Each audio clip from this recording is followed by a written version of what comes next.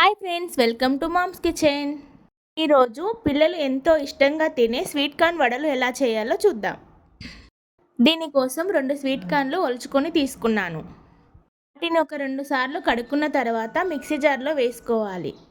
కారానికి సరిపడా పచ్చిమిర్చి, ఒక 10-12 వెల్లుల్లి, 1 స్పూన్ జీలకర్ర, ఉప్పు వేసుకొని ఇలా మిక్సీ పట్టుకోవాలి. మిశ్రమాన్ని ఒక బౌల్లో వేసుకొని 2 స్పూన్ల బియ్యం పిండి, 2 స్పూన్ల శనగపిండి వేసుకోవాలి. ఇంకా కొత్తిమీర, కరివేపాకు, కట్ చేసుకున్న పచ్చిమిర్చి ముక్కలు కూడా వేసుకొని బాగా కలుపుకోవాలి. ఒక 10 నిమిషాలు ఈ పిండిని పక్కన పెట్టుకోవాలి.